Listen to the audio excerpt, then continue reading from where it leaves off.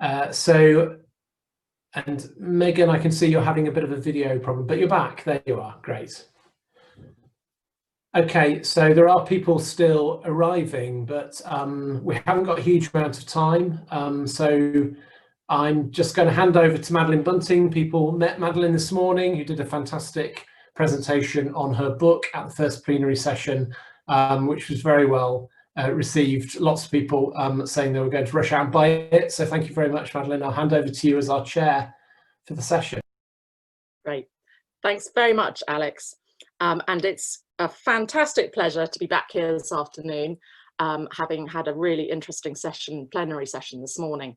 But this is the bit that I really enjoy, when I'm not doing all the talking and I'm doing the listening. And I think it's going to be a really great conversation, because when we did a little bit of preliminary conversation last week to set this up, it was just terrific listening to Tom and Megan.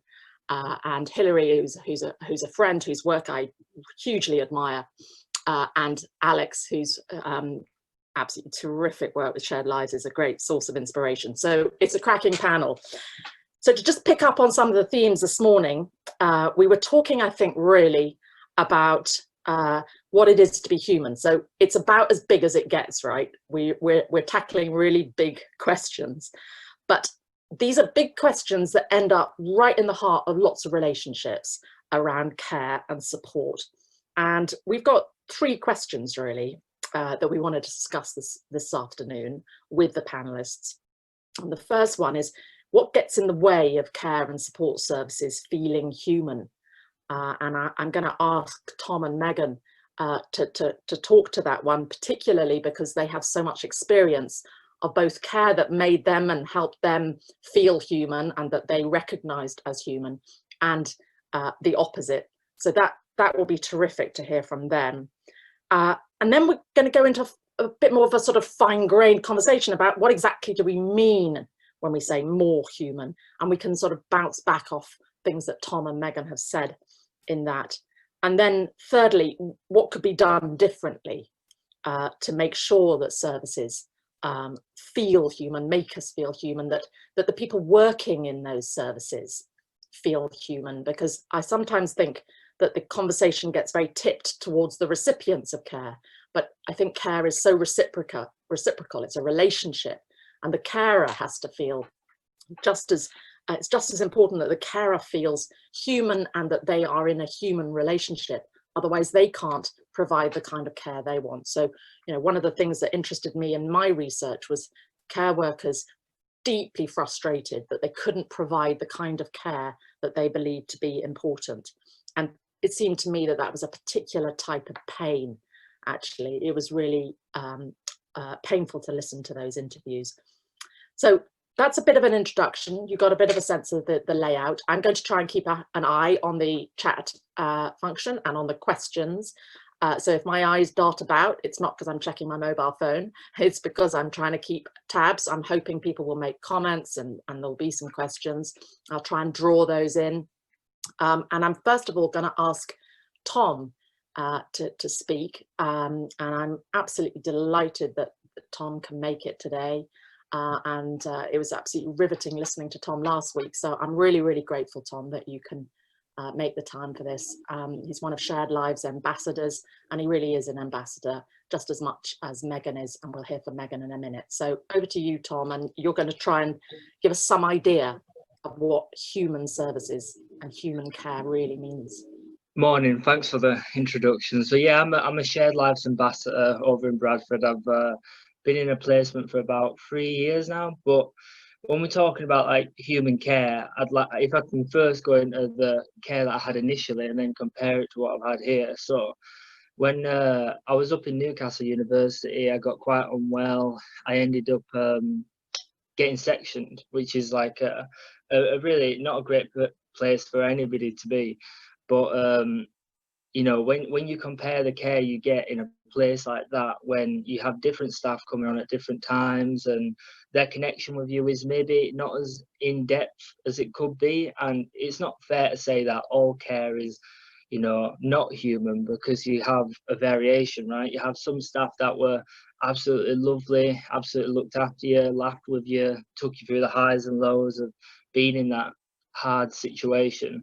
But then you also had staff that were a lot more cold, a lot more on their phones, weren't really interested. And in a place like that, when, you know, your carer, you look to them for, like, you know, direction to make decisions for your care, it can be quite a horrible situation to be in, you know, for your mind state. And having a stranger who's looking after you, that's got authority over all the decisions you get to do, whether you go out for 5 minutes in the fresh air, you know. So that for me was more harder care that I felt very foreign. Yeah. And if I was to contrast that with more human care, I mean, I've been in Shared Lives for 3 years now with my carer, Jo, and she's amazing. And I also had a bit of a crisis while I was in Shared Lives, and I didn't get sectioned this time. And Jo, it was a lot worse than the first time as well. And she really looked after us, talked to us, went through the highs and lows. But I had her every day, night and day. She looked, you know, made sure when I was vulnerable that I was safe, took my medication, and even though I was in a worse state, it was a lot healthier and I recovered better. And, you know, that's just an example of two different situations and two different outcomes, really. Tom, if you had to think about what the key difference was, what might you land on? I mean, there was a lovely Shared Lives ambassador talking this morning about time. She thought that, you know, one of the most important things was, you know, generosity with time. That, you know, too often the emphasis is on, you know, generosity around giving things or money, but she said the most generous thing to do is to give time. I just wondered how that struck you.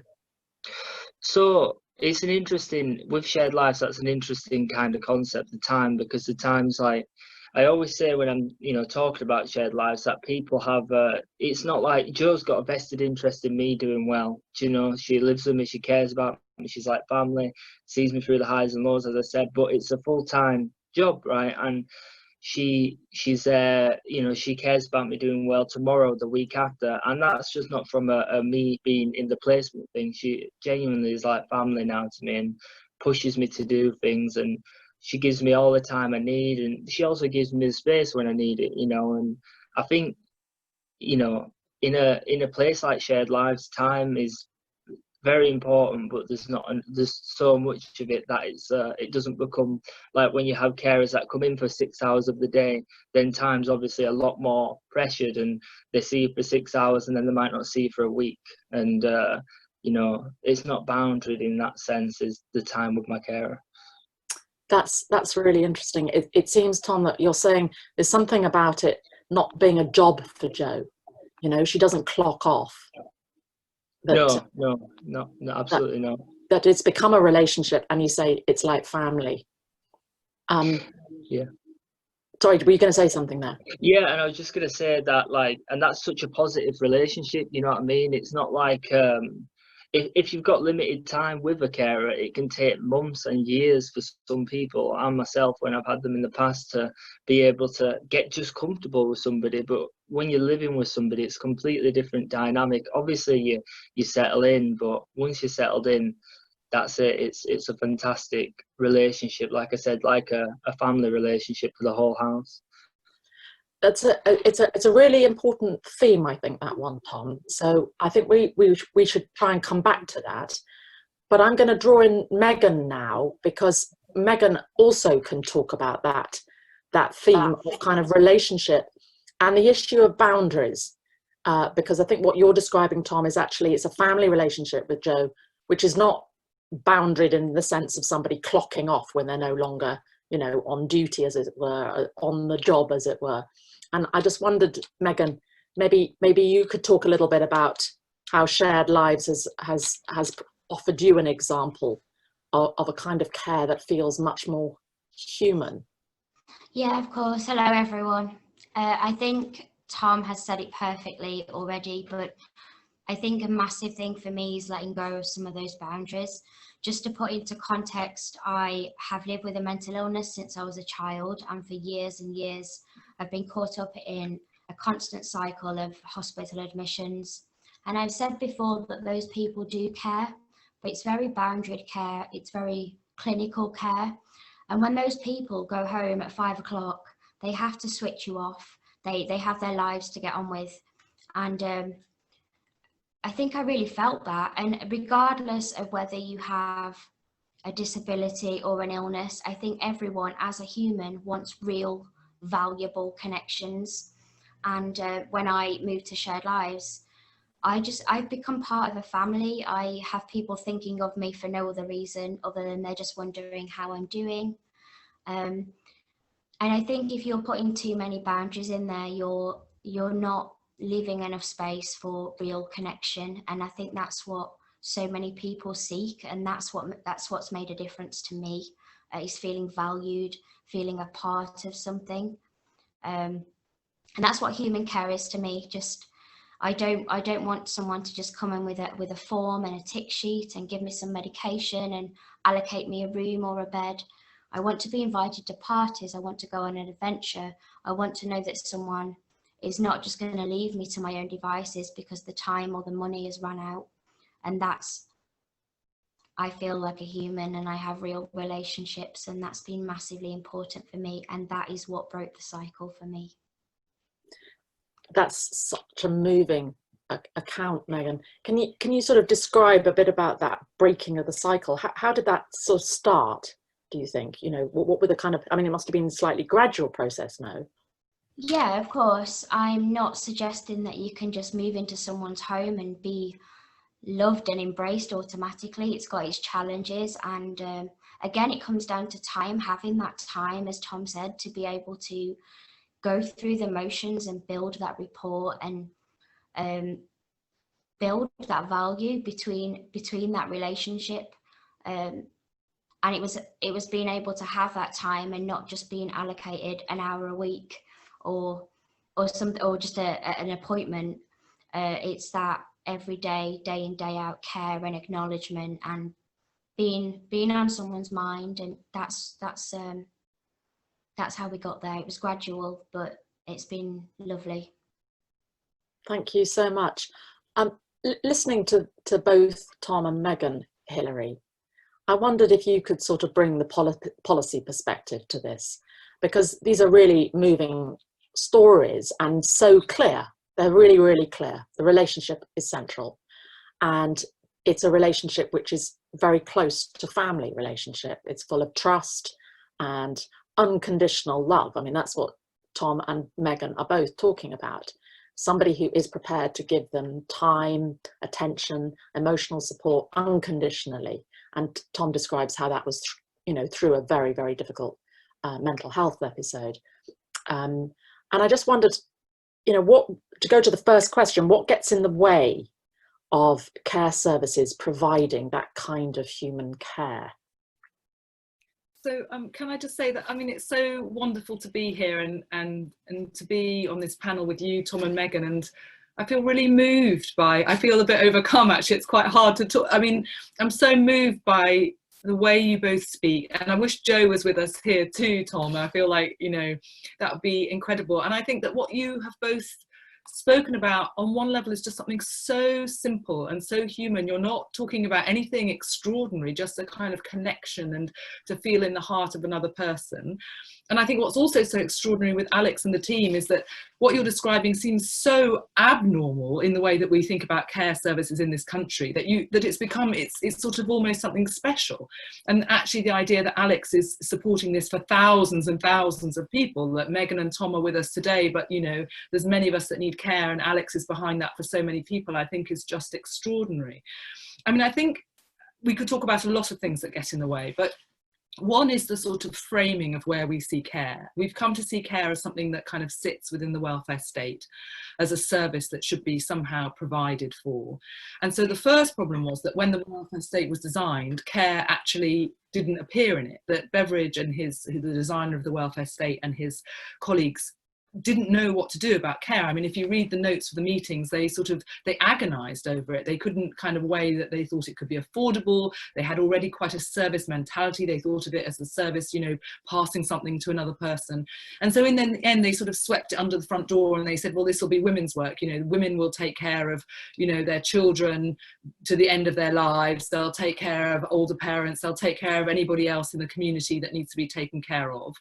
And of course, this sort of didn't work very well and completely broke down in the 1960s when women said, hang on a minute, you know, we want to do other things. We don't want to just be the carers. Men said, we also want to care. And those who need care, which after all is most of us at some stage in our lives, said, well, we don't like the way this feels either. So I think one of the problems has been that care wasn't part of the plan, if you like.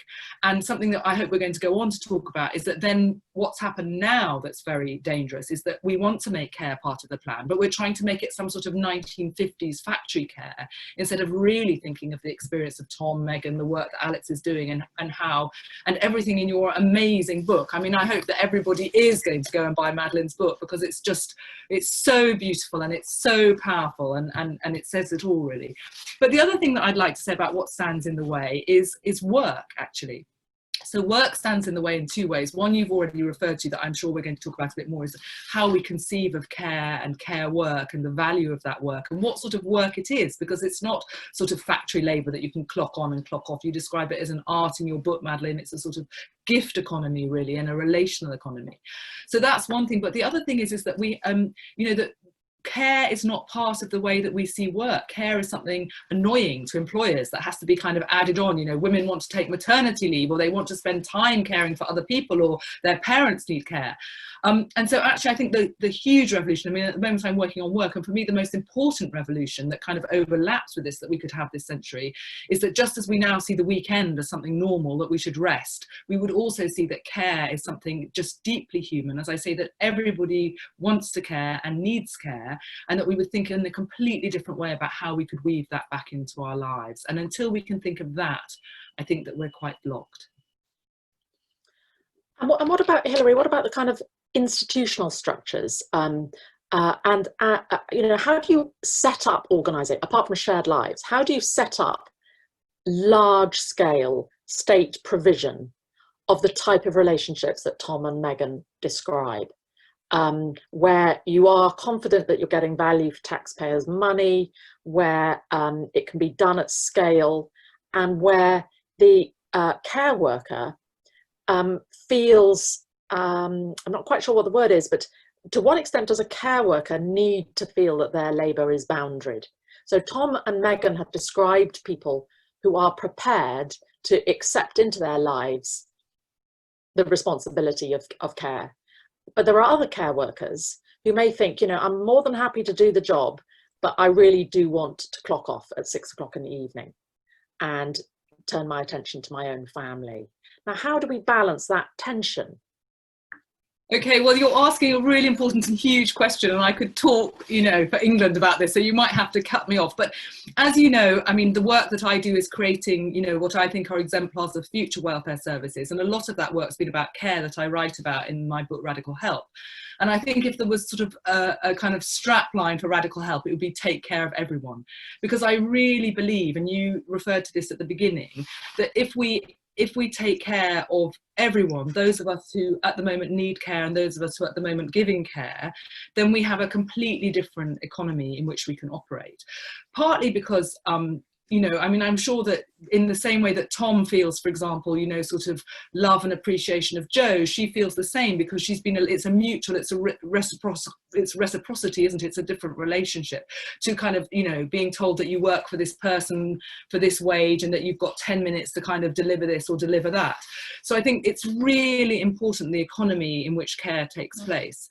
I think it's also important to kind of recognise boundaries. I mean, one of the things that, one of the fifth experiment in the book actually is around something called Circle we set up for older people, which were communities in place of people over 50. And if you, I think, Madeline, in fact, you might have come once to one of those communities, I can't remember, but when you come, it wouldn't really be possible to know who is being taken care of and who is a carer, because it's much more reciprocal.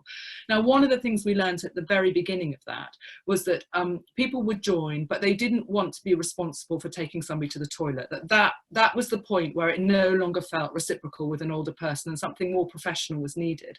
So I think what we can think of is a kind of continuum, and that we can be able to actually talk about these things and think about that continuum. What I don't think is that we need responses that scale in that traditional. So I really do think that we've got this, I mean, obviously you haven't, Madeline, and your book is kind of, you know, really opening this up. But as a nation, we've got this factor idea of care, that it is something that we can measure by traditional time, that can be paid by a wage that is derisory, but, you know, can be clocked in that sort of way. Actually, what we need to do is we need to think about what the ecosystem is and how within that system all forms of care can flourish. It's really complex because we need to make sure that, you know, Tom is in Bradford, the same can be available in Somerset, but in a slightly different form. But what we can't have is some sort of national institutional cookie cutter approach. And I think what's really exciting is that, I mean, the work of Alex and Shared Lives is extraordinary. There are other, you know, there are other pockets in this country, for instance, what is happening actually in Frome in Somerset with care, other, you know, international examples. And what we have to think about is how we design the incentives and the structure to allow that to bloom in a different way. And I think we have to kind of think about what that care economy is and how it can't be extractive. So we have to think about issues of ownership. I mean, one of the biggest issues is that care has become, you know, a huge private equity business, which is actually usually about owning property and flipping that property, whilst people earn, you know, terra firma, for example, very derisory wages in that system. So we have to think about how it can't be extractive, about ownership, about what are the kind of very different metrics, how we begin. I mean, the circle was important in this way, and I think the work of Shared Lives is important, is that the economy, money is there, but so is time, so is relationship, and we have to think about that value and be able to account for it all on the same platform, not that one is more important than another. So those are the things we've got to start to think about. I mean, the other thing, of course, then would be metrics. I mean, one of the biggest challenges is sort of risk audits, things that kind of drive a very inhumane way of working. Whereas if we actually have these relationships, that need for sort of external audit is only acute when you've got these mass systems where you don't know each other. But if you've got Tom and Joe living together, there's an element of trust and relationship that again kind of unpins. What we need is learning rather than sort of spying, if you like, within these systems. Well, that's a great kind of I mean, you know, I know it was a big question I asked, and you did a brilliant job at kind of, you know, putting all sorts of really crucial issues on the table. I'm going to ask Alex to kind of comment in a minute, but one of the things that I would just sort of lob into this debate, I've been doing some research on a new book that I've got underway, which is around coastal resorts, and looking particularly at how looked after children from London are sent out to Kent. And the cost of this is enormous. So I think one thing that's very important, and Hilary, you would know a lot about it, is that there is already a lot of money in the system. So if the system was designed better, it wouldn't necessarily be more expensive. This is not necessarily about loads more money needed. It's the fact that already actually the care systems that we have are expensive and they're not necessarily working very well. So it's kind of like... No, I think this is really important. I mean, everything I design is actually cheaper, but because, you know, relationships and stable relationships of care, stable employment, this all of course costs much less. But I don't ever want to talk about it because I want to kind of challenge that economy. I would say that I think that children in care is something sort of complex. I mean, it's fascinating that you're going to work on that. And I mean, we have so many children coming into care in the UK that I think it would be difficult to design any brilliant system where, you know, the state is responsible for sort of basically bringing up 70,000 children, which is what we're trying to do. And we have to think differently about care for families, which is something else that I've worked on at the very beginning that kind of prevents this. But obviously there's all sorts of different, and this is part of, you know, back to your original thing, it's about us as humans in the stage of life we're in. It's not just sort of one model, whether you're Tom or whether you're my mother, or, you know, this is what's really important, I think. That's fantastic. Alex, I'm just going to ask you to come in. before we sort of loop round everybody again. And I'm going to ask you, Alex, about the continuum that Hilary mentioned, which is at one end, there's the professionals do some aspects of care, and at the other end, it's maybe voluntary or unpaid. I'm very struck by a hospice in East London, which I was a volunteer at, and they have, I think, something like 300 paid staff, but 600 volunteers, and the whole hospice really functions because of that investment and gift of time from all those volunteers. I just wondered if you could talk a little bit about how Shared Lives kind of navigates that continuum, if you like, and your thoughts about whether that could be expanded at scale. Yeah, so I think that's one of the things we're always thinking about is not just how can we bring shared lives and home share and models like them to thousands and thousands more people, which is what we want to do, but also can we take some of the ways in which they work and safely and effectively transpose them into other places. Could a hospice behave in some ways a bit more like a shared lives arrangement? And I think the answer to that always comes down to the relationships. Can you put in place the kind of deep, long-lasting and trusting relationships that you see in a great shared lives arrangement into a place which isn't a family home and which doesn't act quite like a family home? And I think the conclusion I've come to is that yes, you can, as long as you do certain things, and some of those things are practical, and some of them I think are more about the values that we bring to care and support. So the practical thing that we need to do is to create roles in which people can be human. So Shared Lives is kind of an extreme example of that in some ways, because it asks people to completely mix their home life, their personal life, with a role that is professional. You're trained, you're paid, the service is regulated by the Care Quality Commission. So you've got that mixture of the professional and the personal. We know that you can do that, but as just various people have been touching on, you can, we see in so many roles where people went into working in a hospital role or a traditional social care role or a youth work role, whatever it is, people went into those roles to be caring, to be human, to make connections, to have real contact, and to be themselves. And then increasingly, we're seeing people being boxed into these narrower and narrower roles, whether that's the person that's supporting the older person who's got to rush around doing sort of 15-minute chunks of care, or it's somebody who may be in a service that's costing a fortune, like some learning disability services are costing, but they've got so much process and rules and regulations and so much focus on risk that actually they just can't bring anything of value to the person. And I think of both Meg and Tom in different ways said, if you can't bring that value, it doesn't matter how much time, it could take years and years and you could not get anywhere. You're either locked in a cycle or you're just not getting to know each other in the way which will actually shift things. So we've got to create roles that people people can act in and can be human in. And then in order to do that, we've got to do a couple of other things. One of them is about how you recruit people into those roles. So in Shared Lives, it takes time to recruit a shared life carer. You don't do that overnight. We are in the process of a really big program around moving a lot of it online, but it's still going to be a really in-depth relational process. It's not going to be something that happens in a few hours. It'll happen over a period of weeks, and at the moment it often happens over a period of months. So you've got to get to know people really well, and then you've got to let people choose each other. And in both of the models we support, Shared Lives and Home Share, but it's true of a whole number of other models as well, people get to choose each other. And it can't just be a one-way choice. It has to be both people saying, I've got a connection with this person. And people are very nervous in traditional services of doing that. I remember, I was taught specifically, don't do that. When I was a care assistant, you didn't have favourites. You were supposed to be professional, which meant being kind of detached and a bit dispassionate. You could be a key worker, but that was probably about as far as you're allowed to have that kind of unique connection. but it's what people want. It's what all of us want. We don't want a succession of strangers in our lives, even if those strangers are really great, skilled people.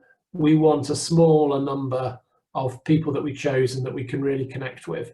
And you can bring some of that practice and that thinking into the hospice, and actually into the hospital, and into any kind of support service where the relationship is going to last any length of time. You probably can't do that in A&E, but you can do that in the wider kind of set of services around, which actually, of course, A&E is only one little bit of. If you're thinking about an older person who goes into A&E with a fall, actually that crisis bit is only one tiny bit of a whole range of services that could have helped that person, and will help them, could help them either to avoid going into hospital or to get back home in the end. So I'd come back to that point about relationships.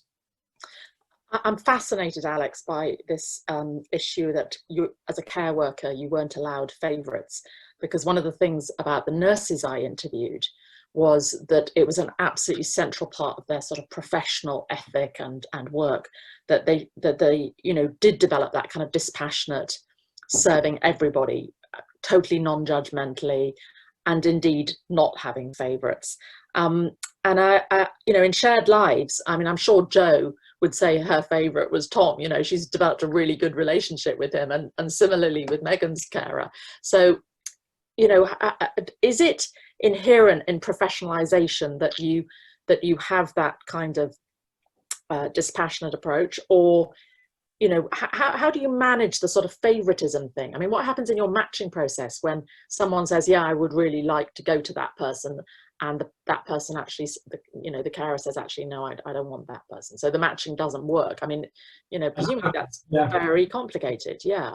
But it has to have that element of choice, and you can, that's a mark of a really good shared life scheme, that it doesn't pressure shared life carers to take a match they're not comfortable with, because that short-term convenience of we really need something for this person is always offset by all of the problems that you can imagine coming down the line, because the well-being comes from a person feeling that sense of belonging that Meg and Tom talked about, and that sense that they had something to contribute to that household as well.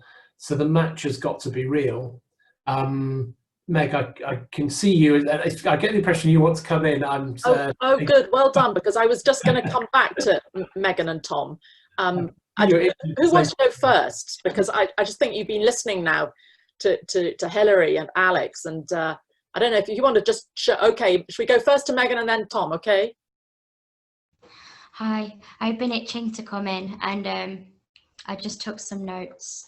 Great.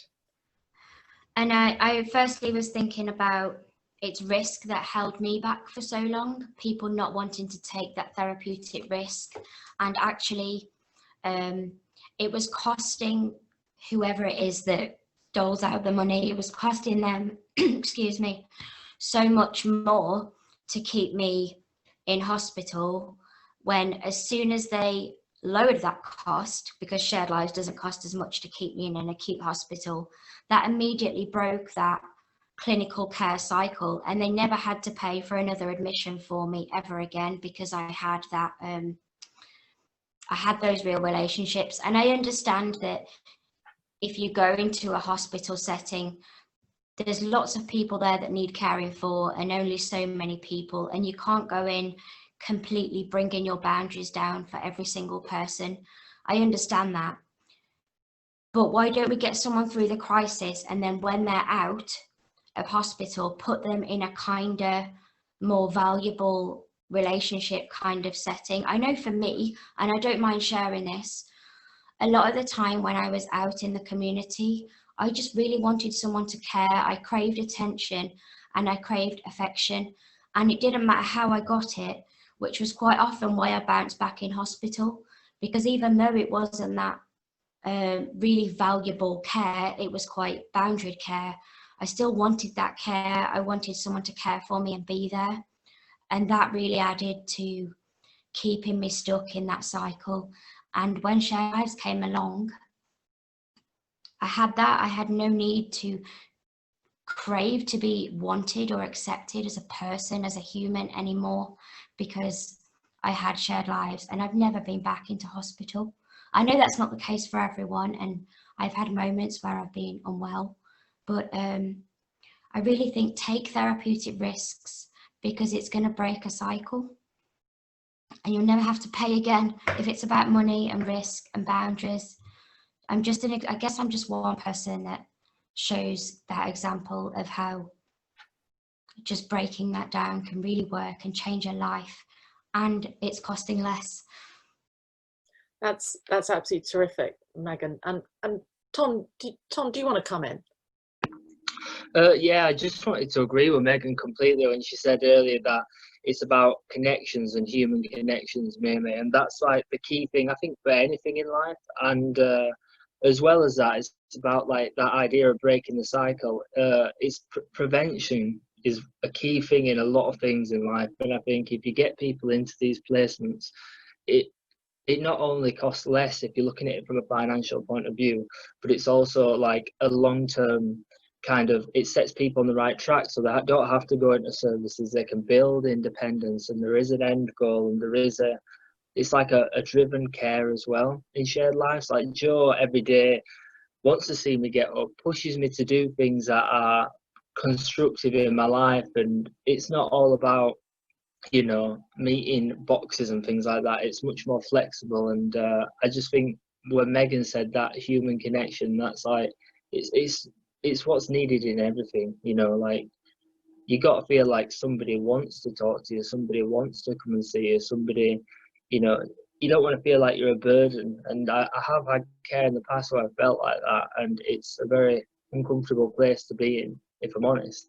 But you know, shared lives, never felt that once. And when Alex was talking about the matching process, having been through it, it's really it was good from my end in Bradford, at least, because I met Joe, we had similar interests, similar kind of personalities, and we just clicked. And yeah, we're nervous at the start, and you are moving in anywhere, but it comes naturally because it's so human, like it would in a relationship or a friendship you build with somebody.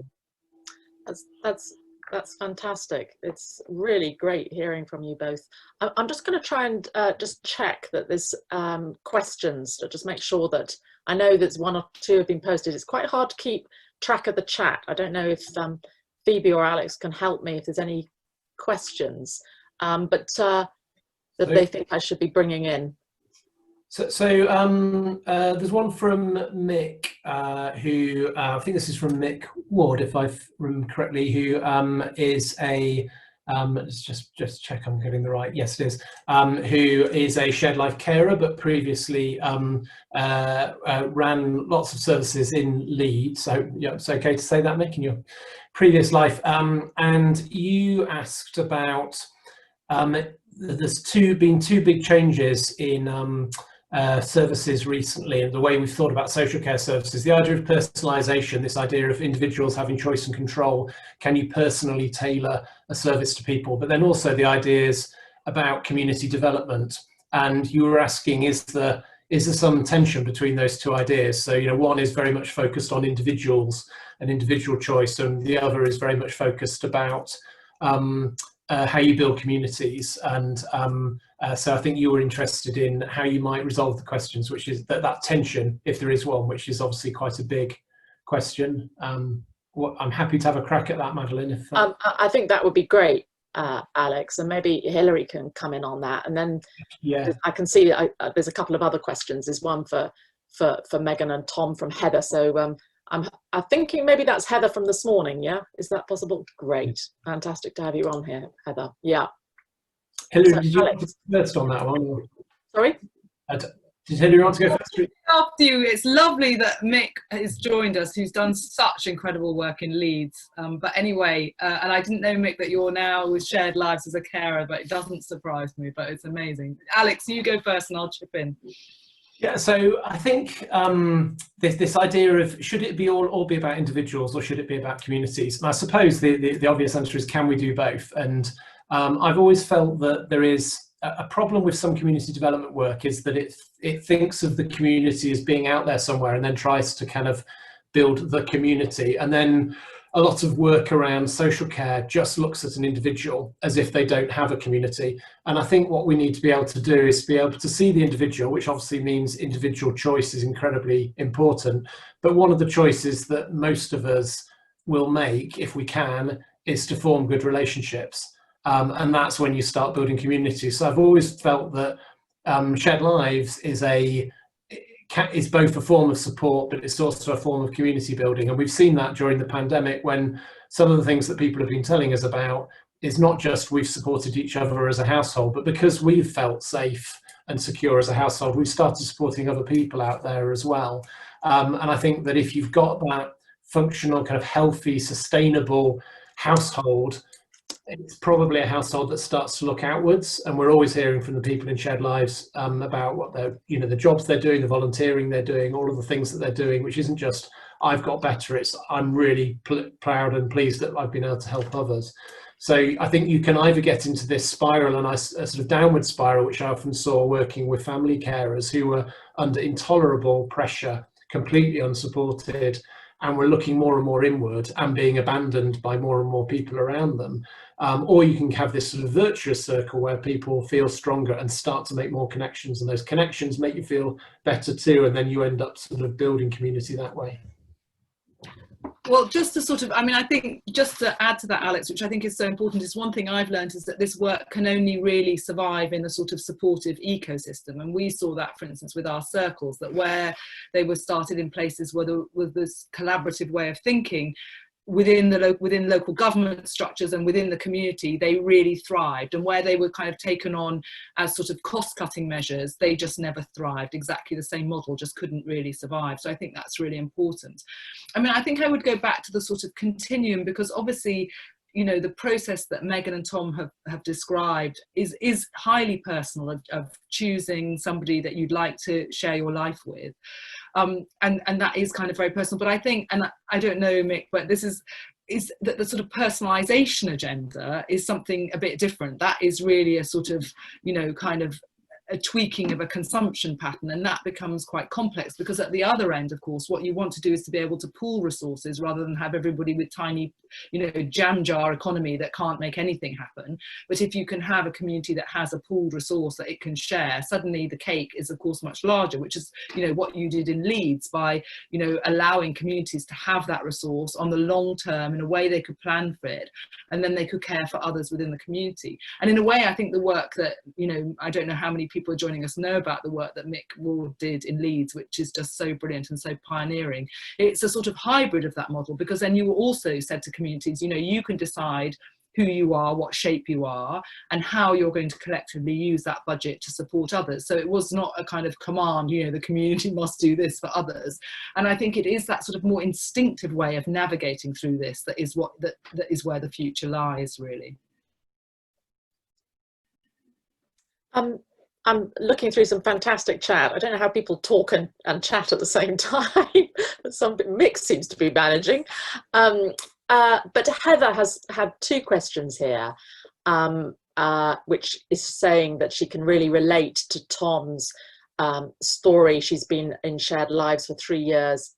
And her question is, how can a key worker be on the same page to make life better? And then she has a question to Megan and Tom. How do you think Shared Lives could be reached out for everyone? And that's similar to a question that's in the chat from somebody else, from Jane Barrett, saying, Megan, how do you think it should be expanded? So in a way, if I come to Tom first this time and then Megan, maybe it's a chance for you to sort of think about the sort of policy side of this. From your experience, how would you design a kind of care service? What do you think, Tom? So I think for Shared Lives mainly, I think exposure is important. If a lot of people knew what they could do to help and, have somebody in their home that they could care for and look after, I'm sure there'd be if more people knew about it, they'd consider it. And, I think it's a hard situation, because obviously both people have got to be happy, safe and, healthy in the environment they're in. But I think if you wanted to expand it, you'd have to And I think people just have to know about it. I think that's the key thing, because it's such a plain thing. It's a family. From my perspective, living here, it's just a family home where you live together and you share your lives with people. So, you know, I think if more people knew that and knew what they could do for people, there'd be a lot more people be interested in helping people in that more personal sort of setting.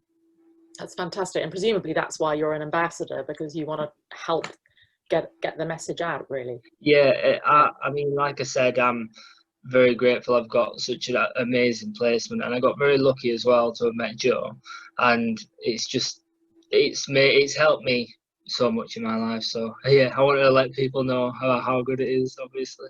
I hope Joe is beaming. It must be such an amazing thing to hear this She praise. was looking me up before I came on it, so I'll go see her down afterwards. Yeah, she might be blushing by now. Oh. And Megan, what about you? How would you make sure that more people like you benefited?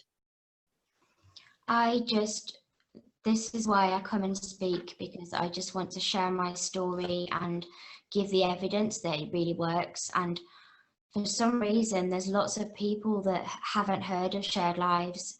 It was me that found out that Shared Lives existed from my hospital bed, and I took the information to my consultant, who fortunately is an absolute angel and was willing to take that therapeutic risk to see if this would work. And since me leaving the hospital, they've actually used Shared Lives for other patients that have left there as well. So without my experience, that doctor, she wouldn't have known that Shared Lives existed. So I feel like through my experience, that's been passed on, and I've been able to help someone else, and maybe someone else. I think it's just about getting the word out there, and myself and Tom and lots of other people have actually got the evidence. Our life is the evidence to prove that this really works. That's fantastic, Megan. That was great that you managed to find that, you know, and you told the doctors. That's really great. Now there's several questions coming up from Lakshmi at I hope I've said your name right, at the Care Lab, and they're really interesting questions. I'm struggling slightly to kind of keep on top of them all, but Hilary, maybe you've seen some of them. I mean, the one that really I think is interesting is if instead of KPIs, key performance indicators, which, you know, is one of my bête noires. I hate the acronym. What about a care performance indicators? So we have a new acronym, which is CPI. And what kind of things should we be trying to measure, and who should be measuring? And Rob, in an earlier comment, Rob Fountain said, isn't the key issue not so much the sort of tasks, but actually things like hope and joy and purpose? Well, you know, is it even possible to measure something like hope and joy and purpose? And I know we're beginning to get towards the end, so if I come to you afterwards, Alex, to talk about this question as well, because I think that's that, you know, I want to hear from both of you, and I'm sorry if I'm not managing to get through all the questions. So Hilary. So I think that I would like to think about care as an instinctive and learning system. And rather than sort of measuring in that kind of performance way, I'd like to think about what we can learn. I mean, one of the things I most love about your book, Madeline, is that it's a call to be curious, because actually none of us know how to make this work. We know that what we have doesn't work. We know to kind of invent a national system that would be a replication of the NHS would be a disaster. We know we've got amazing things such as shared lives, and then we don't know how to kind of construct the system. So what we need is, you know, to kind of move from sort of people who run around the country kind of assessing risk to people who kind of go and you know, imagine if every auditor became a kind of shared learning mentor, so that the situation that Megan just described didn't exist. Everybody knew that shared lives existed, for example. So I think that part of the future is to sort of, as I say, get out of this kind of factory mentality in which we have to kind of measure standards.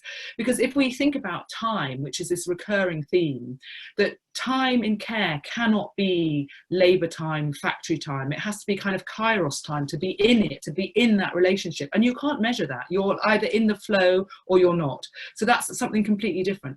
At the same time, I do understand that we need to kind of think of some sort of values that we need to have in order to shift the more kind of systemic, the more service part of care. And so, I mean, in my work, I've used a set of capability measures. So because I work with local authorities, because I work with commissioners, I have to prove that we cost less and I have to prove that we can do all those outputs. But then I also have to think about what can we use that would begin to kind of disrupt the system, disrupt the values of those systems. And so relationships are key, and we measure relationships. We measure, you know, are we building relationships? Are those relationships deepening? So I don't mean just a kind of network. I mean really the kind of sort of meaningful humanity and human bond that Megan and Tom have described.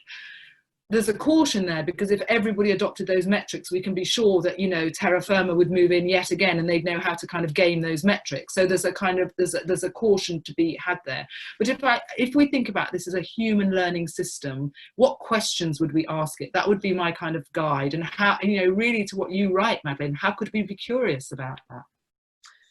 It's great that Mick is commenting as you talk, Hilary.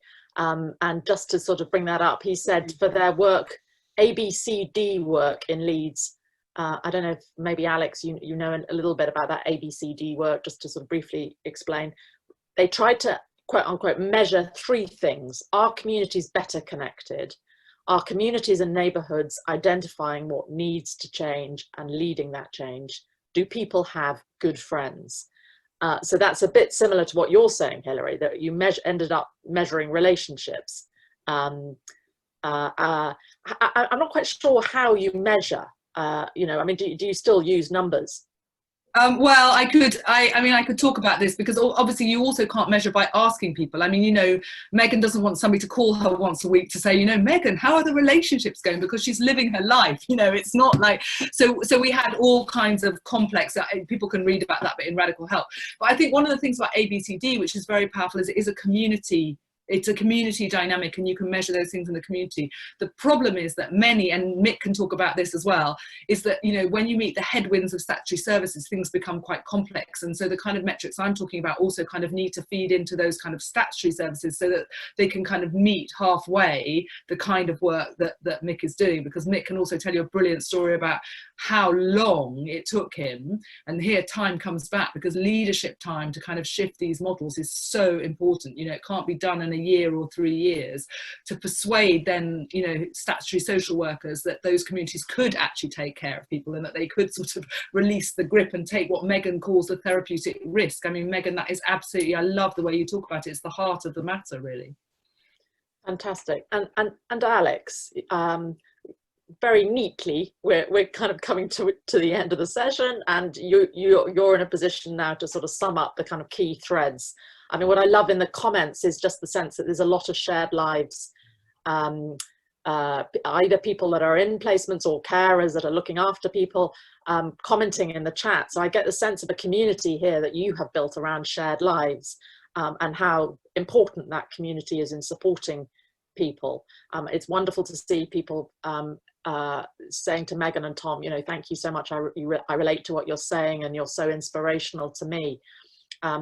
So I can see how it rubs off on everybody, and I just wonder, you know, if you could talk a little bit about that, Alex, as you kind of talk about this thing about measuring. Do you measure? Yes, we do. We have an outcome measuring tool. We don't get people to use it as much as we would like, but it does actually try to measure things. It asks people, how many friends do you have, for instance? Hopefully not too intrusively, but we have to do sort of, to some extent, play that game that Hilary was talking about, where you have to engage with a part of the system which sort of it doesn't quite mean what it says. So on the one hand, there's a part of the system that says, okay, well, you know, this shared lives thing or this home share thing sounds lovely, but can you prove it?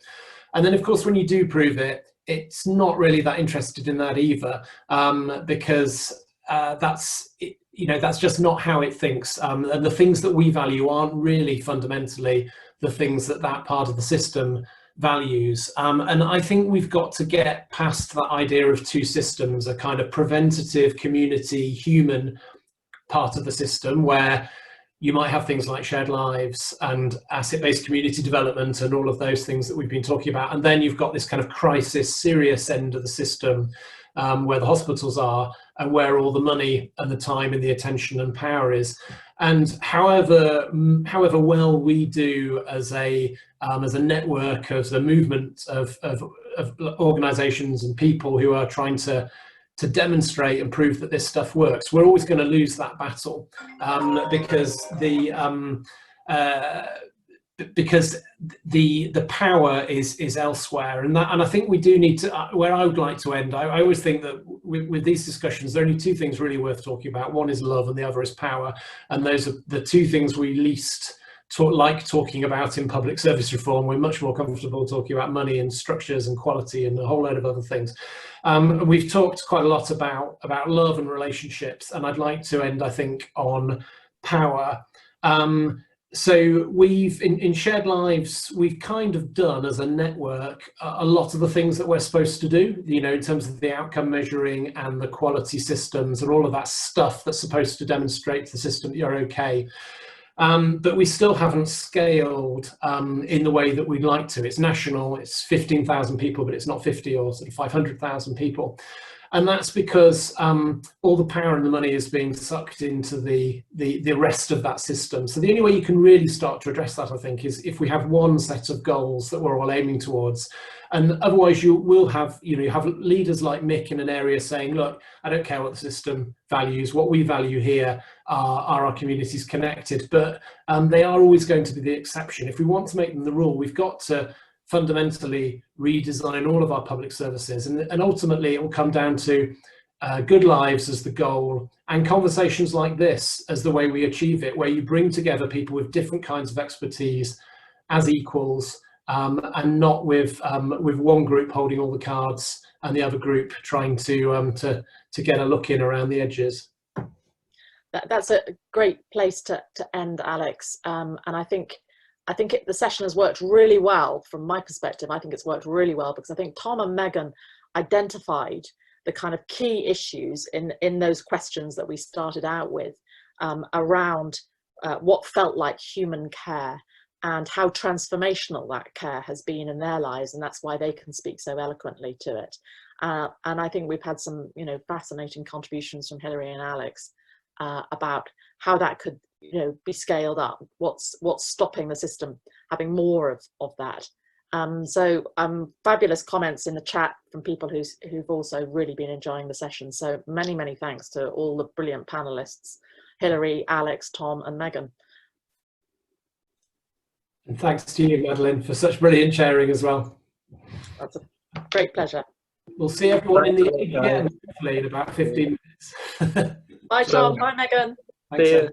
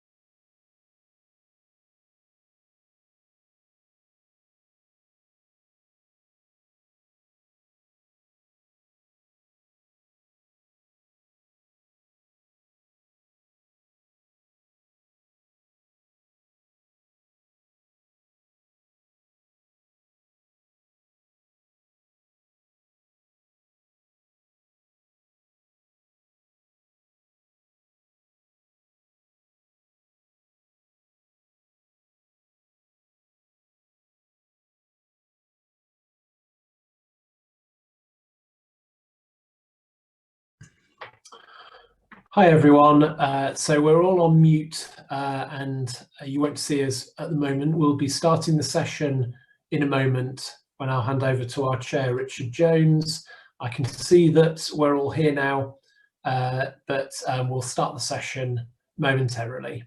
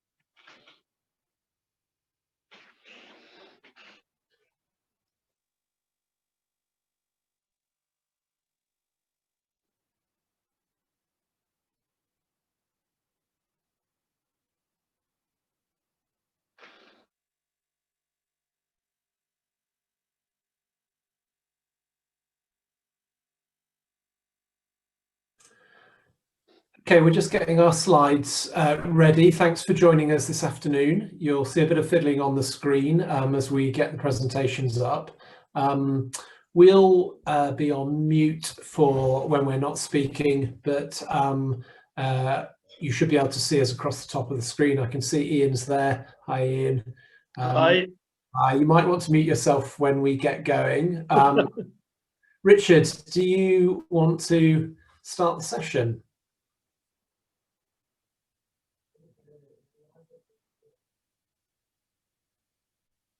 Richard, we can't see or hear you at the moment, but other than that, it's going well. Mute yourself when we get going. Right, I think we're good to go.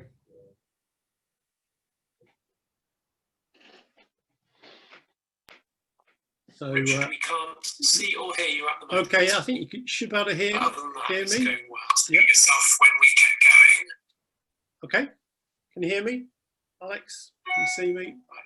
Yeah, you can. There's a horrible echo, which I think is a delay. So if anybody on the call, if any of us has got the Zoom, has got the conference platform open, please close it. And Ian, would you mind muting yourself? Can you hear me, Alex? Can you see me? Okay, Richard, I think you might have the conference platform open in another window. So you need to close down that website window and keep Zoom open if you can. Otherwise, you'll hear me twice, which is a nightmare for everyone involved. Once is usually far more than enough. Okay, good to go, Alex?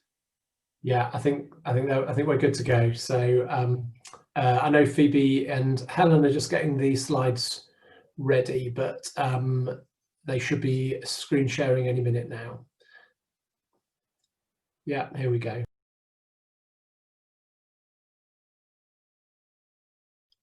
Right, okay, well, welcome along everybody. We're doing really well, given that this is our first time managing a conference and an AGM too, virtually. Big thanks really to Phoebe and to colleagues who've been supporting the platform, and thanks to all of you as well who've been part of what's been a really rich set of explorations today that I've thoroughly enjoyed. So the AGM, this is about the 5th or 6th AGM that I've had the privilege to chair as chair of Shared Lives Plus, and as I have said, it's probably the most unusual one that we've done so far. Last year we were all in Liverpool at the Hilton Hotel, if you remember that. If you're anywhere in Liverpool at the moment, you'd get you'd be in a queue to be tested. So the world has changed significantly. But for Shared Lives Plus, for Home Share, for Shared Lives, kind of, I suppose we're the one organisation who should be able to manage and understand what it means to work from home, to work from community, to work from a place where you find meaning and relationship, because that's really what we're about. So it's going to work for us, and it has been working for us. So I'm going to quickly just run through our agenda, and then we'll get into the business. There are going to be plenty of opportunities to ask questions of me as chair, and then of Ian, our treasurer, and then also of Alex, as he talks a little bit about how we've been supporting one another through COVID. And we'll also hear from one of my colleagues, Maxine, who is one of our trustees and is taking a role around equality and diversity, hopefully later in the meeting. But lots of opportunities after each of those inputs to ask questions. So we met back in Liverpool, as I said, last year on the 6th of November. There are some minutes from that meeting which will have been circulated at some point, and what I'll do very quickly is just check them through and ask whether or not anybody's got any questions they'd want to raise from them. So if I just quickly pull those up on another screen.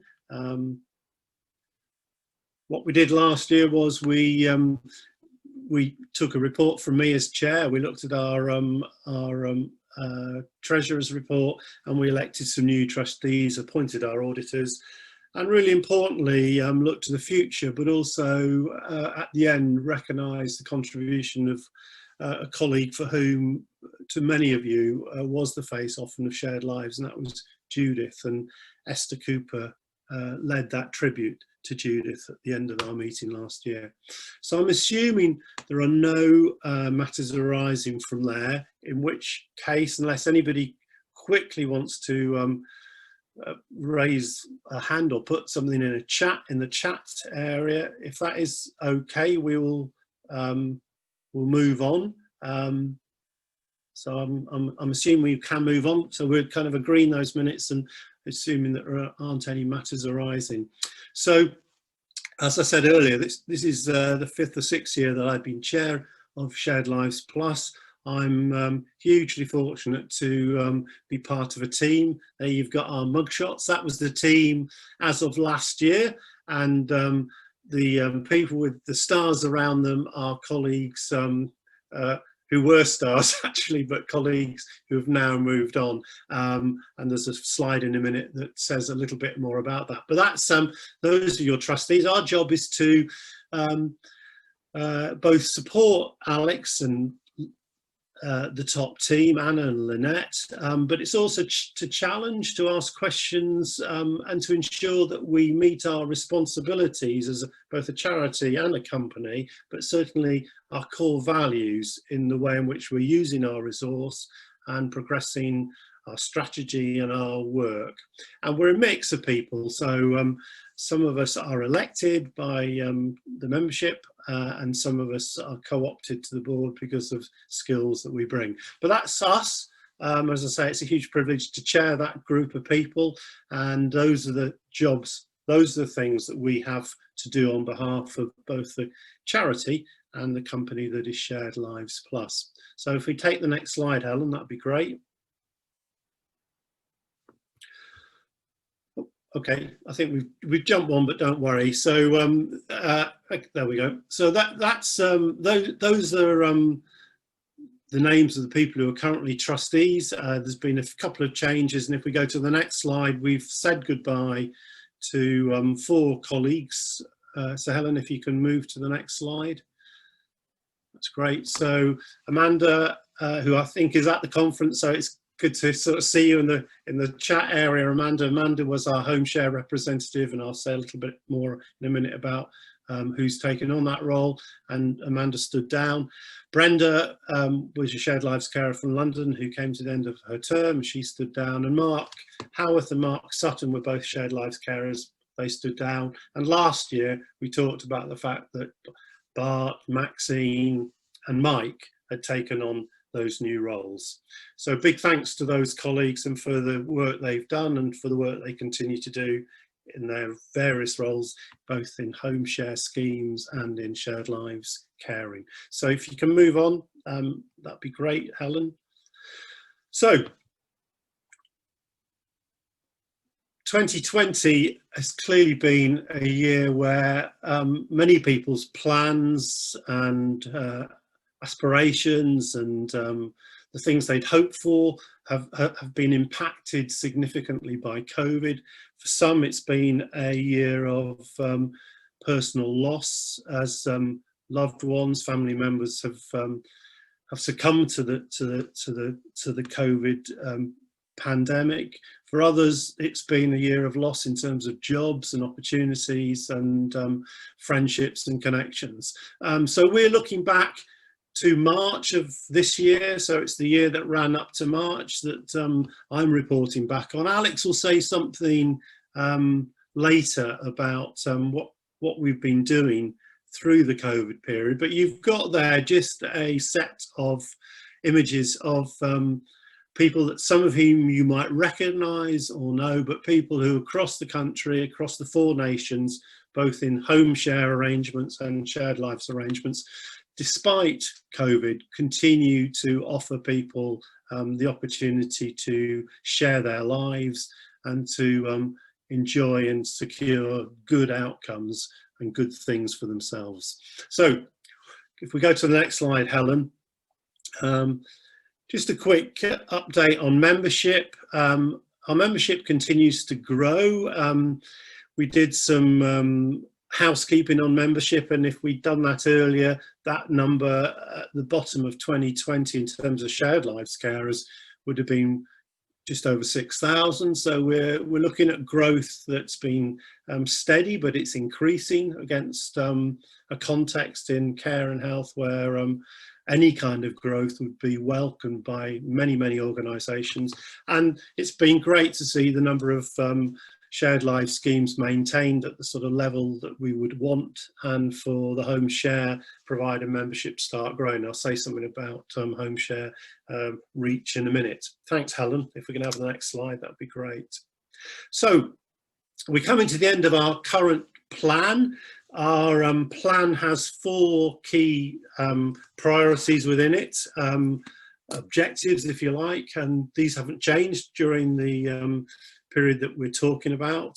Our first objective is around quality and support. We want people who might find themselves anywhere in the UK potentially needing care and support to be aware of home share, to be aware of Shared Lives Plus, and for them to be able to access those services and to be able to be supported by organisations who know what they're doing, organisations that we can feel proud of, who deliver high quality responses to people and flex in a way which makes sense to the people, to citizens who ultimately need those services. So we focused and continue to focus on that. We've want to focus on awareness.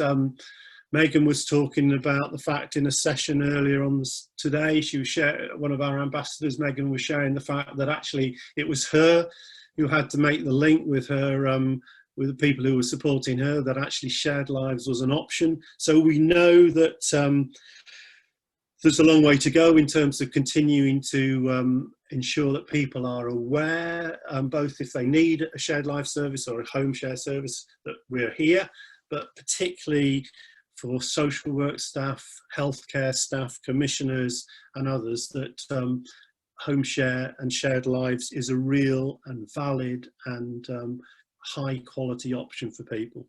Our third priority is around influence. How do we ensure that both people who are involved in Shared Lives Plus have a voice and can influence what happens to them in terms of their life and what happens locally with the services that are a part of, the schemes they're a part of.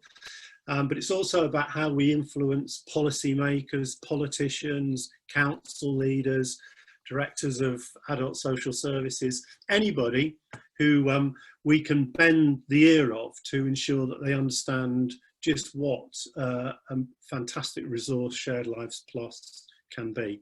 And the final thing that we're interested in, because none of that makes, all of that is just kind of aspiration unless we can be a sustainable organisation and one that has got a secure future. And Ian will talk about that in a minute when we come to looking at our financial position. So if you can move it on, Helen, to the next slide, that would be great. What I'm going to do is just quickly touch base on each of those 4 objectives.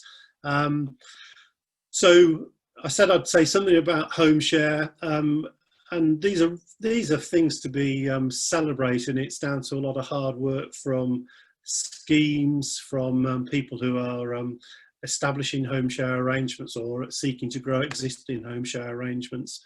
So to see 22% growth in home share with over 1,000 people supported from a handful a few years back is a major achievement, and one that we should be hugely proud of. I talked about membership growth and growth in placement, so just over 14,000 people supported now in shared lives arrangements, and some of the support we then provide to carers themselves, shared lives carers, through our support and action line, and the kind of inquiries we get from schemes which continue to demonstrate what kind of information advice Shared Lives Plus can provide. But we're not standing still. We're looking at new models, new ways of working. So one of those has been thinking about an arrangement called Key Share, and we've been thinking about that in relation to domestic abuse and human trafficking. So look on our website, find out more about that. And then other development projects have included our ongoing work with NHS England in England, particularly around promoting alternative options for people as they are stepped down from acute care or surgery or from an intervention that then needs to move and support them to move back and into making sense of their lives. So that's something we've continued to do, as is the work that we've done around children, young people leaving care. So lots of development work and lots more to come. So we're never short of new ideas. So Helen, if you can move on again. Thank you. Awareness. I mean, we've had our rebrand now up and running for a little while. We launched our new website. There's been significant media coverage. So 9 of the regional ITV or TV channels, sorry, have taken stories and featured both stories around home share and shared lives carers as well. We've got our awards, which we celebrated last year for the first time. Those of you who were at the conference last year would have been part of what was a really exciting and great celebratory event, and we've got our second event tomorrow, which I'm thoroughly looking forward to, just to recognise and celebrate all the good stuff that's going on, irrespective of COVID, irrespective of the stuff that kind of impacts. It just continues to happen. We've got a whole range of video case studies, because it's really my experience when people talk from their own lived experience that we persuade people that actually things can be different. And then we've got our ambassadors, and I just wanted to say thank you to all of them for the work they do, and particularly just today to Megan and Tom and Heather and Abby, who have for me just brought home the impact that Shared Lives and Home Share can make. So many thanks to the four of you, but to all of you who are working as our ambassadors. As I say, I think it's you who often persuade the case, you win the case for us. So thanks, Helen. If you can move on, that would be great. So the final objective I just want to quickly talk about is around influence. So I just want to recognise the work that's going on both in England, particularly with NHS England, with the Department of Health and Social Care, that Alex and Anna and many others have been involved in, but also to recognise the work that happens in Scotland and Wales and Northern Ireland, because we are making significant strides wherever you look in relation to ensuring that key policymakers, whether it be in the Welsh Assembly, the Scottish Government, or over in Northern Ireland, are aware of and understand the contribution Shared Lives Plus Home Share Shared Lives can make to their policy agendas. And there's great work done by our workers there, as there is around our policy work. And we've been really fortunate to appoint Becky, who some of you have met, who's done a fantastic job just rolling out huge amounts of policy advice and policy guidance that helps and supports our influencing. And we want to continue to build our influence through the voice of people with lived experience and increase our membership. So a huge amount gone on, as ever. And as I said at the start, it's a huge privilege for me to chair an organisation that is small but reaches to all sorts of places and punches well above its weight. So I'll just hold it there before I pass on to Ian and check whether or not anybody's got anything that you'd want to ask me on behalf of the Board of Trustees in relation to the report for last year. So Alex, keep an eye. I was just going to say, it's worth saying at this point that we've got questions coming in through two routes. So there are colleagues who are monitoring the chat in Zoom, but also the chat on the main conference platform as well, and who'll be relaying messages towards us if we have any. I can't see any questions at the moment, so I'll just give Lynette an opportunity to come. Yeah, no questions yet. We'll take any at the end if there's any that come through in the chat. If anybody wants to ask the question, please feel free. Thanks.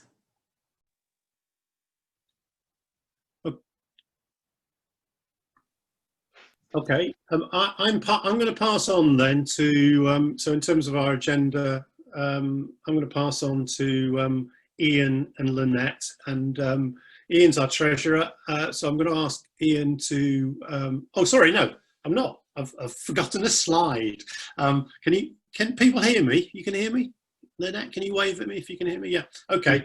I'm sorry, folks. I forgot the cardinal sin of not unmuting myself, which is a very regular one, but just forgetting a slide, and it's an important slide. So I wanted to just give the meeting and members an opportunity to understand that we are and have been undertaking a review of our governance arrangements, which sounds pretty boring on one level, but it's important to do to ensure that we are working with a set of ways of governing ourselves that are fit for purpose and meet our objectives. And that's particularly in relation to the fact that as Shared Lives Plus moves forward, we're increasingly an organisation that is both supported by membership income, but is also needing to be supported as we see government grants reducing by money that we can earn. And one of the things that's been great in the last year or two, and Mark's now leading this work for Shared Lives Plus, is the strategic advice work we do with councils and NHS bodies. But it sort of just points to the fact that 2 or 3 years ago we weren't doing that, and we now need to have people on our board who've got experience of building a business, of branding a business, and of helping grow a business. So we're, as a board, have been looking at some of the gaps that we've got, and we need to find a way of recruiting people with some of those skills in order to help the organisation grow and move forward strongly. And what that has meant is that we are then looking at the balance of membership on our board, because at the moment we have quite a few people who are elected, and it's important that members have a strong voice. But when we look at elections, actually not many people are putting a hand up to actually vote. And we think there are probably better ways of raising the profile and the voice of members and being held to account as a board to what it is that members want us to do. So we are proposing that as we move forward, and the board will meet later this year to agree a set of recommendations, which will then communicate out and consult on. But we want to ensure that we can recruit more, co-opt probably more people to the board based on skills that we know we're going to need and don't have at the moment.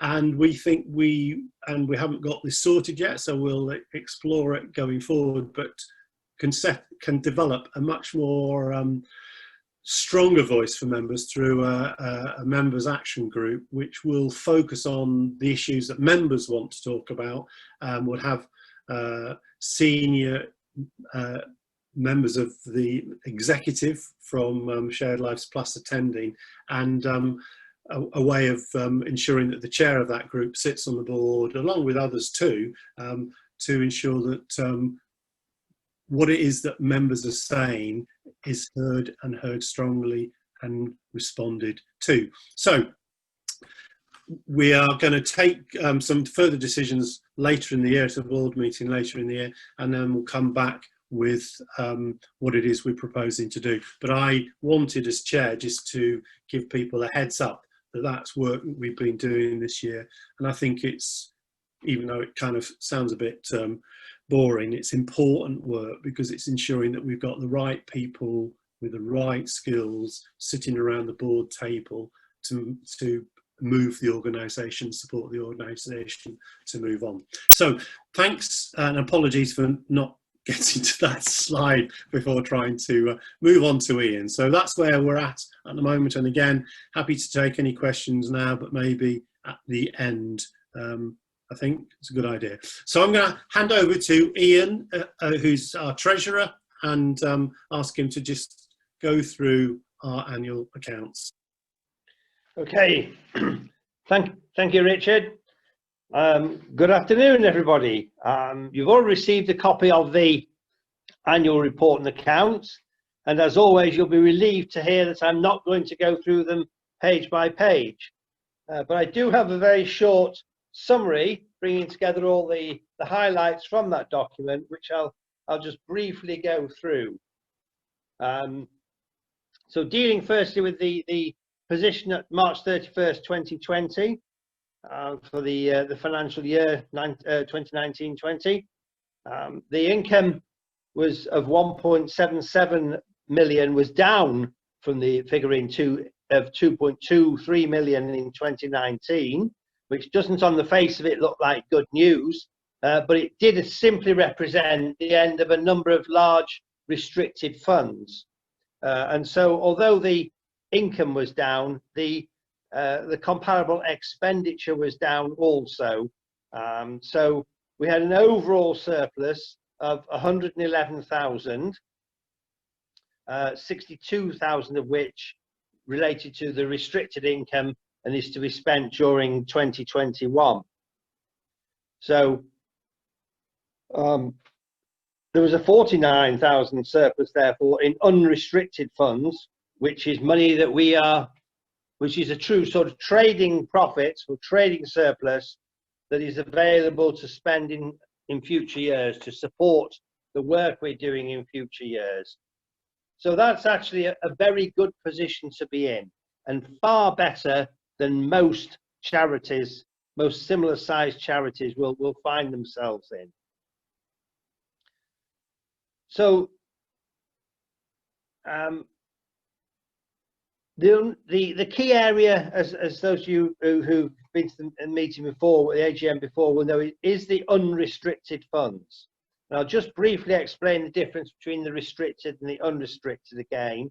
The restricted funds is where we've received income, usually a grant, but it can only be spent for a specific purpose. So it's the grant in aid of a specific purpose.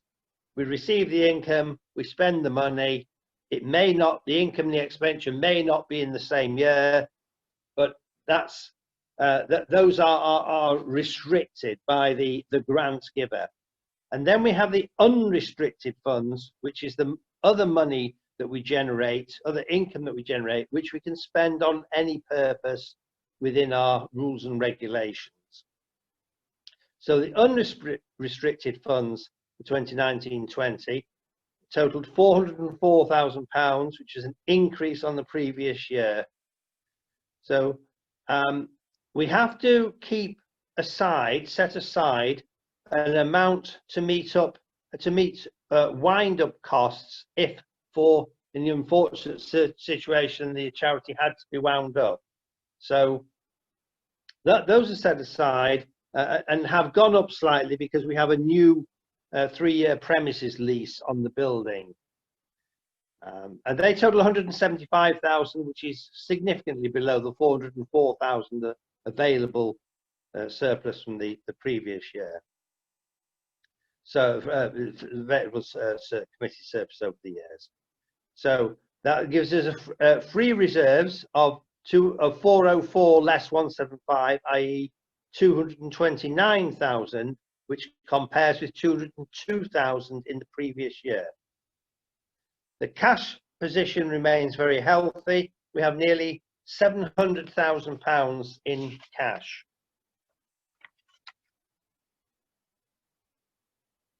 So moving on to the income, a bit more information about the income.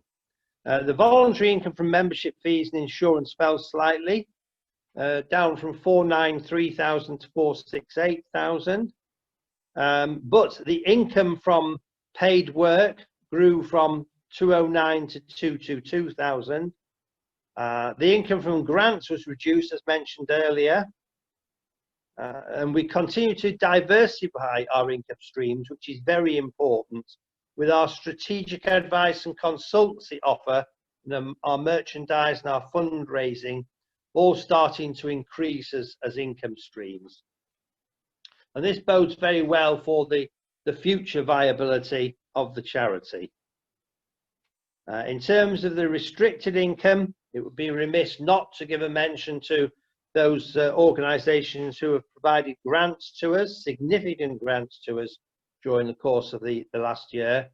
So that's the Department of Education and the Department of Media, Culture, Media and Sport, Nesta, NHS England, the Welsh Government, the Pears Foundation, the National Lottery Community Fund, the Robertson Trust, the Community Fund for Northern Ireland, the Rain Foundation, the Prince of Wales Foundation, John Ellerman Foundation and Lloyds Bank Foundation.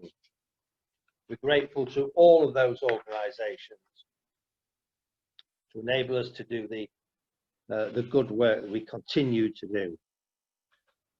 So looking forward, the end of the year, of course, ended with the lockdown and the pandemic, which we're still suffering.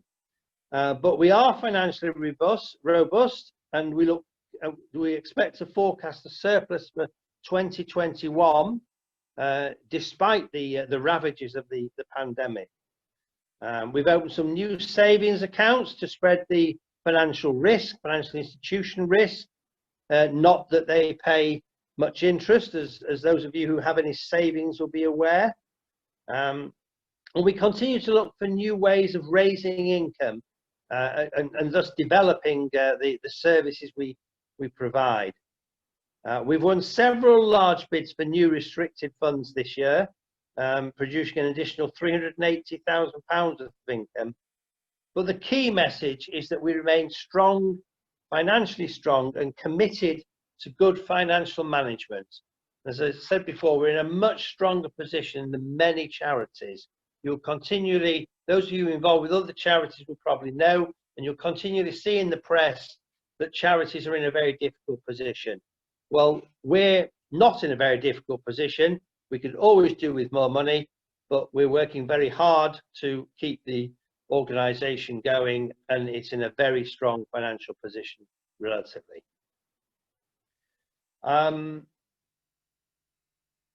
I'll take any questions, but perhaps before that, it might be easier if the one decision I do need is for the appointments of auditors for 2021. Moore and Smalley have been our auditors for 2 years. They've done an excellent job, and I'd like to recommend that they are reappointed for 2021. Could do with a proposer and a seconder for that. So if people are able, either on the platform or in the Zoom call, to propose that, thank you. Martin Ewing has proposed that via the chat. Governance is very surreal these days, isn't it? And Andy Harvey has seconded that. So thank you very much. Thank you, gents. That's excellent. Any questions on anything to do with the finances?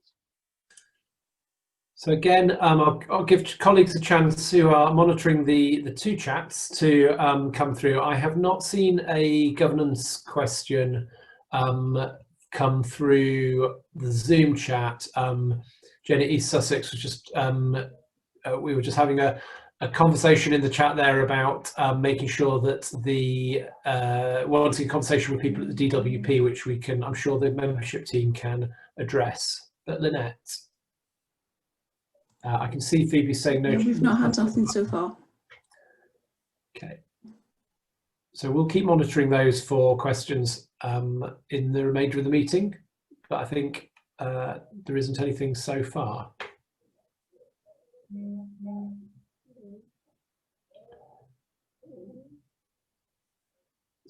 So Ian, I think, is that the end of your yes, that's my presentation. So I will mute myself and continue watching the rest of the show. Thank you. Okay.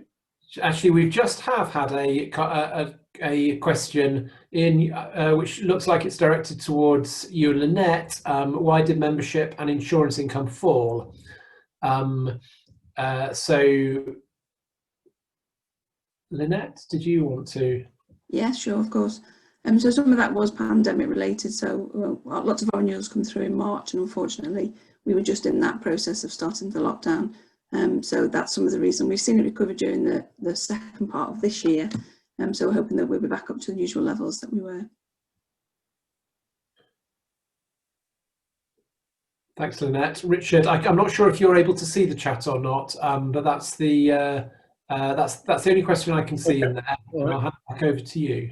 Thank you. Okay, thanks, Ian, and thanks to Lynette for all the work she does back at the ranch on keeping a grip on where our finances are at. So we're hugely grateful to you, Lynette, too. So the next bit of the agenda is just an update on trustees. So I'd said earlier something about the people who'd left. We've had 2 appointments I just need to report to the board. One was the election of the home share representative to replace Amanda Clark, and Ramona Amuza was elected by the membership to take that on. So it's been brilliant to have Ramona join the board, and she's been, I think, to at least 2 board meetings now. And the other person who joined is our Scottish rep. So we didn't have a Scotland rep for a little while, but Kenneth Sterling, who was responsible for a range of services, including Shared Lives services for one of the councillors in Scotland, also joined the board, and it's been great to have Kenneth as part of the team as well. So those have been the 2 changes. Otherwise, we're all up to speed, and that's all I need to say on that. So I'm going to pass on to Alex, who's just going to say something about COVID, and then introduce you to Maxine, who's one of our trustees. Either Alex and I will make sure that happens. So over to you, Alex. Thanks, Richard. Yes, and we obviously the period that we're reporting on in this AGM sort of ends just as the pandemic was starting. So it felt like it would have been strange not to say anything about what's happened over the last however many months it is. It feels like about 230 years, but this kind of tumultuous year. So we wanted to just quickly bring people up to speed in the AGM. There's a little bit of overlap here with what you've heard me say in the plenary briefly this morning. So I think the main things that I wanted to get across were thanks to the team and to our members. So firstly, thinking about the team, like every organisation, we had to move online really quickly, and the Shared Lives Plus team right across the board did an incredible job of responding to this completely unprecedented crisis that was causing us all kinds of issues on every front, and often, of course, for many of us, dealing with lots of pressure in our own lives as well, and in our own living circumstances.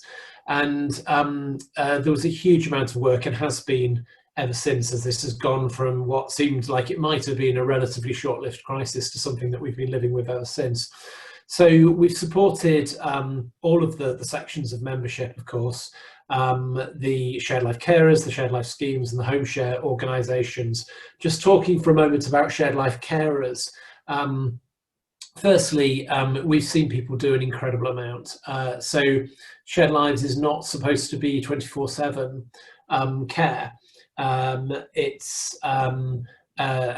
because day services and other support services have closed, we've seen our members doing even more than an enormous amounts of support that they would normally be doing. And in most areas, the local Shared Life schemes have been stepping up and have been supporting their Shared Life carers. And we saw some fantastic work connecting people, making sure they didn't feel alone. And then also councils stepping up and financially supporting Shared Life carers as well, which is a huge issue, because we saw Shared Life carers losing work, as well as Shared Life carers who had somebody living with them doing much more and incurring more costs. So we did quite a lot of work as a team after the initial sort of work that was around informing, connecting, supporting people, making sure they had the information they needed, which got into campaigning with members, because there were some areas where people were unsupported or not as supported as they needed to be. And often we were hearing from Shared Lives scheme managers who were caught between a rock and a hard place in those areas, wanting to do more to financially support their Shared Life carers, but not being able to persuade the powers that be. And then we were also doing work at national level, initially to try to get Shared Life carers included in the Chancellor's support scheme, which we weren't successful with, not for want of trying. But we we're also doing lots of work at local level, and some of that was about getting day services up and running, and Shared Lives Day support up and running as well. We started communicating with people in lots of different ways. So there are new support routes out there for all of our membership. So for Shared Life Carers, there's the Couple for Carers, and we're having a special conference edition of that briefly tomorrow.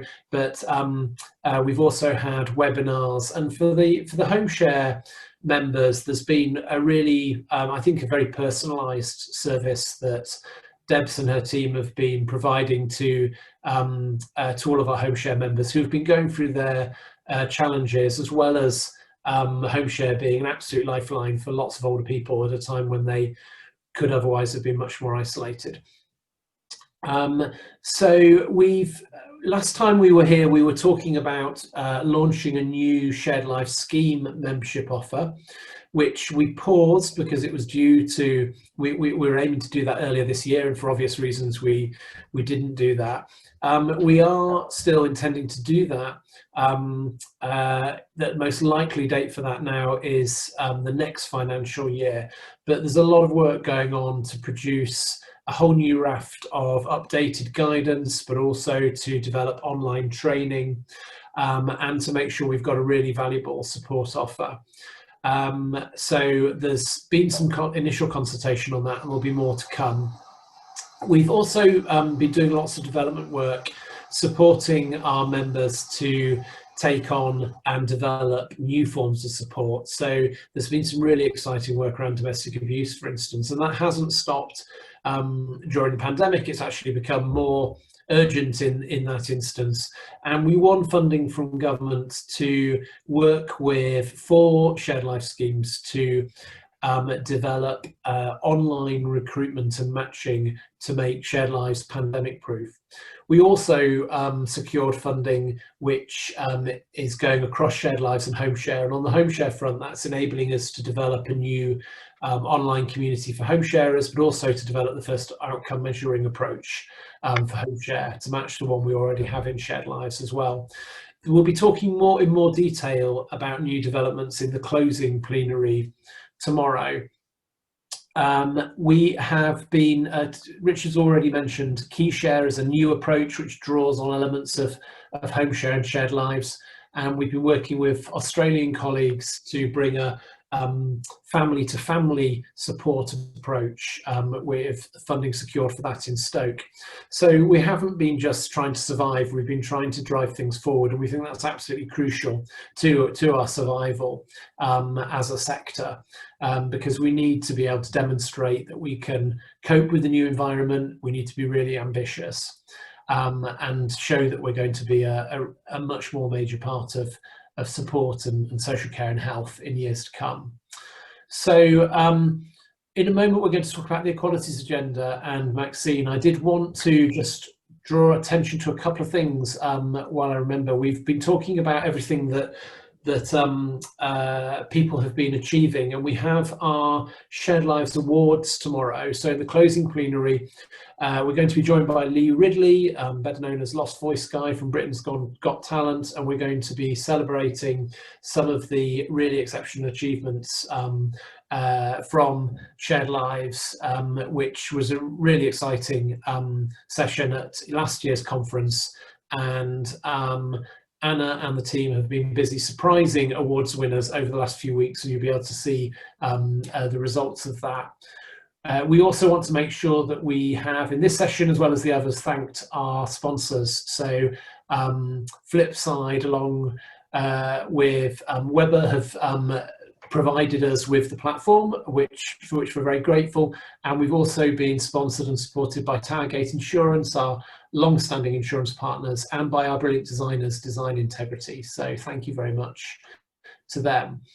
So there's been a lot of discussion during this year about the equalities agenda and the inequalities, and of course COVID's exposed and exacerbated inequalities, but there's also been a huge debate around Black Lives Matter, and that was something which really captured our imagination and felt like something that we needed to engage with as a network and an organisation that's always had a commitment to equalities, but we haven't always managed to follow through and I think to address some of the issues which we know are long-standing, so particularly For instance, we know that our members aren't always collecting and using equalities data, which feels really important.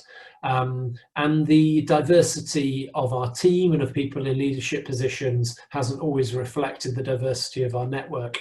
So we had some discussions with members. We had the whole of the team had diversity and equalities training, and we had some outside support. And we are going to be launching a new equalities network. But this was also a really good opportunity to fill a vacant role in the board for the equalities champion, which has been vacant since Andy Harvey stepped down from that role a little while ago. And Maxine Palmer, one of our trustees, very kindly has agreed to take on that role. And so I think Maxine is on the call and will be able to join us briefly before handing back to Richard.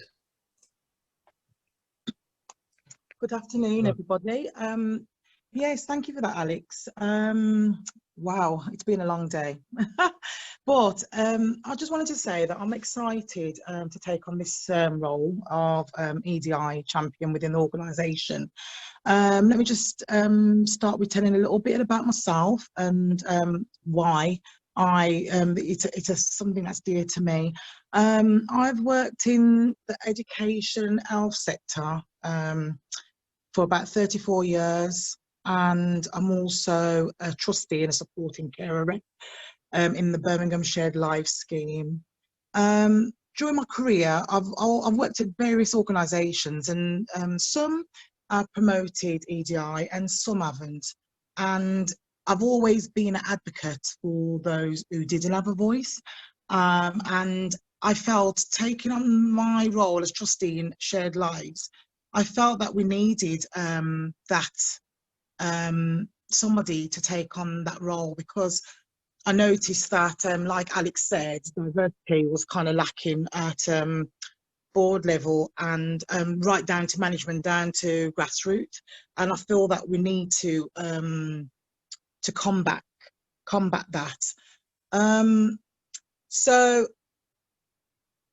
the role that I'm looking at to do for the EDI is about giving everybody in Shared Lives a chance to have equal opportunities and not be discriminated against within the whole organisation, from a board level right down to carers, citizens.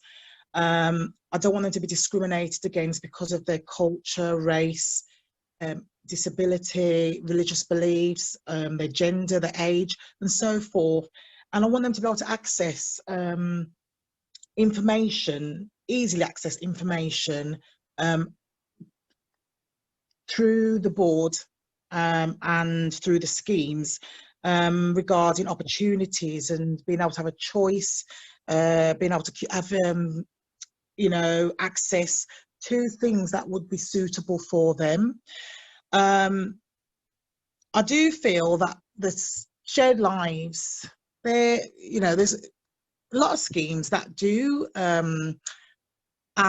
promote equality and diversity and inclusivity, but not enough, because what I've seen for the snapshots that I've seen so far, some of the schemes, is that yes, there is a lot of citizens that are of different EDI, but then are their needs being met? I know that for myself as a carer as well, during this in the scheme, that there's some needs of mine that have not been met, especially during this whole pandemic.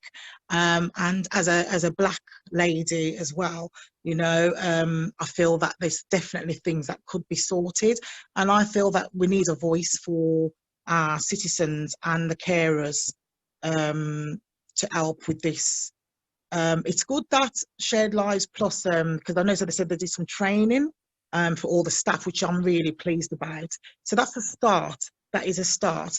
I want to be able to raise an awareness, celebrate success and development, act on any equality initiatives, and influence and inform Shared Lives Plus and scheme staff and members across the range. Eventually, I mean, it's a tall order, but I'd like to aim to limit or eradicate the unconscious bias. That's going to be a lot of work, but you know, if we can even try to limit it in Shared Lives Plus, and within it, that's a start, and to advocate for people on EDI issues.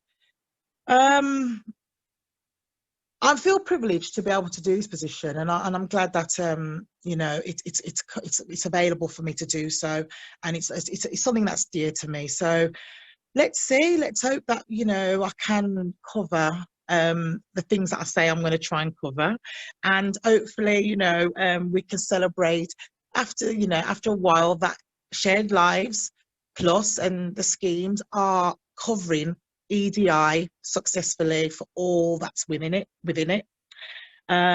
Hopefully, we were talking about, we're going to be setting up a group as well, so there's going to be an equalities group, so that's going to be in the pipeline. And also, I know we were saying there's 144 schemes, so we would like to, one of the first things I want to do is to get data on all the schemes of all the different citizens and scheme managers, and all the data about who's within it, and then we can access their needs and concerns, like via like probably a questionnaire or something, and then we can start really working and getting Shared Lives together with and into the 21st century with EDI, as far as I'm concerned, because, you know, I've been with Shared Lives for about 6 years, and I find that there is a lack, and we want to bridge that gap, and that's what I'm going to try to aim to do. Thank you.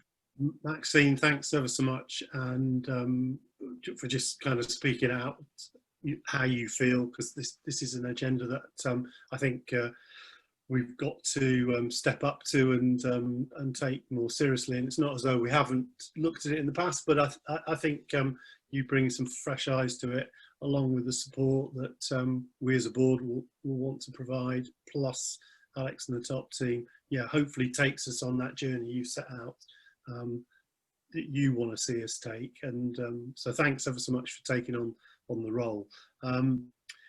So colleagues, unless there are any questions, final questions, Maxine, you've got some responses in the chat, which is really positive. I'm going to draw the meeting to a close. Many thanks, as I say, to all of you who have continued just to do what it is you do that makes either Home Share so special or Shared Lives so special. So thanks for all that you do, and big thanks to my colleagues on the board and to the team, all colleagues across Shared Lives Plus, whether they be in the nations or in Liverpool, for continuing to, as I say, see Shared Lives really having an impact way beyond the scale that we might look like we might have. So let's pull the meeting to a close here. I'm hoping, but let's wait and see, that next year we'll be meeting face to face, and all the kind of buzz you get in the corridors or up and down the stairs, and even in a bar for some of us, is something that we can return to. But take care, and we'll see you tomorrow, because we've got a full day of activity tomorrow and a second set of awards, which I'm really looking forward to. Have a good evening, and yep, we'll hold it there and say cheerio. Thanks very much. Thank you. Thanks, everyone.